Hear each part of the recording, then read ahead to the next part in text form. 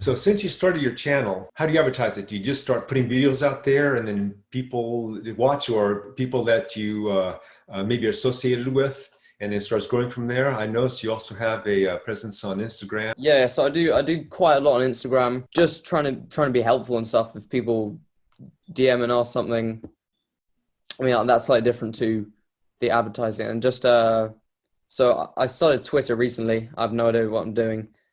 Facebook, I don't really know what I'm doing either, but I do have a Facebook account. So Instagram, yeah, I guess mainly because Yeah, okay. sometimes people just will follow you, and if they see your story or a post and see you've got a new video, they potentially check it out. My main hook is one my age, and it used to be just my age until I got atrial fibrillation about 3 years ago or so. Mm. And then no one knows why you get it, and that's where your heart rhythm becomes erratic.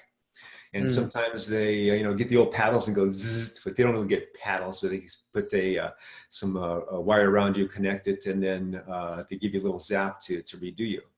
And so it's been about 18 months, I think, since my last incident. So I made some lifestyle changes. Mm. And as a new person coming into the sports, uh, recommending some things not to do that I did. So one of the things was watch the fatigue factor. So it's a big thing with cycling to work through fatigue, Yep. and it's appropriate times to do that.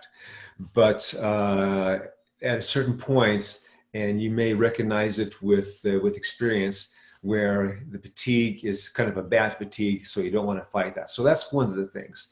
And the other thing Yeah, that I I was completely doing, agree with that. I think that's yeah. right on the fatigue thing because a couple of weeks ago, um, I was training. It was just getting too much, and I was just tired, and I didn't want to train anymore, which is a really bad place to be. You should just enjoy it.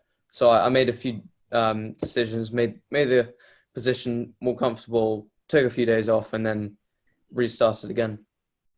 Yeah, and I was a driven sort of person, and so that I would always go through it. Now, another big factor is sleep. I was burning the candle at both ends for years and years and years, Mm. and sleep is one of the factors that are associated, or bad sleep is one of the factors associated with AFIB. And so now I'm getting a lot more sleep, and I'm a lot more patient this year. There's some other things that I did too. Nutritionally, I was always good nutritionally, and but I even increased my level of plant-based diet. I still Mm. have meat every once in a while. Do a lot of fish, but a lot more plants. Yeah. And and for us old guys, magnesium seemed to be a real good supplement for me to have. What's a good source of magnesium in foods? In the plants, So Okay. kale. And so if you can only eat one vegetable, the one to go with is kale because it's nutritionally dense. And if you have a choice between different types of kale that there are, Mm. Dino kale, dinosaur kale is the one to have because that's the most dense of all the kales.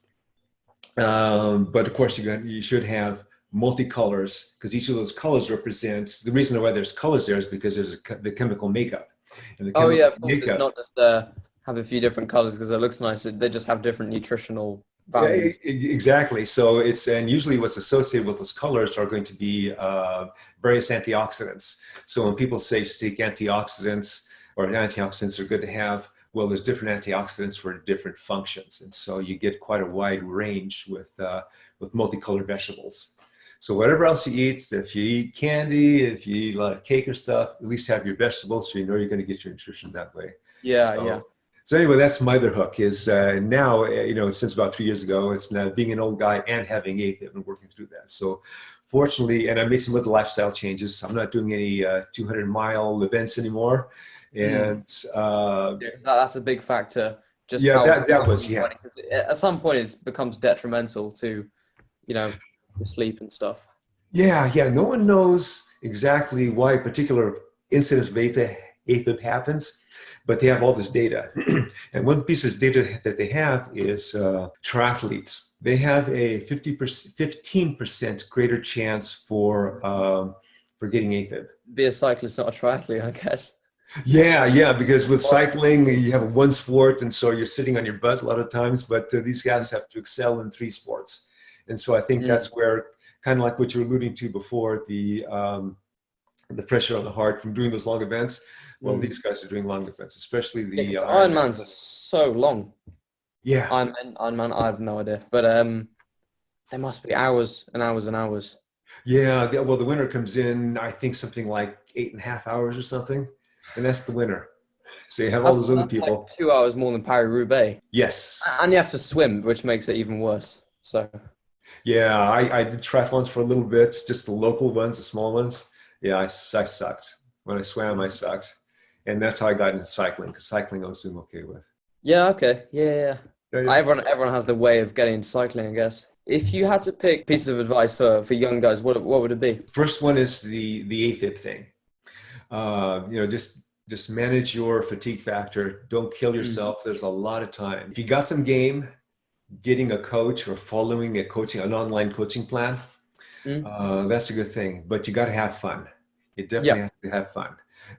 If you are able to connect with a team, especially one that has mentors available for juniors or for youth riders, that's a great way to go. Okay. And nothing wrong with being on one team for a particular period in your life and then moving to another team, one that suits your goals that you have coming up. Yeah.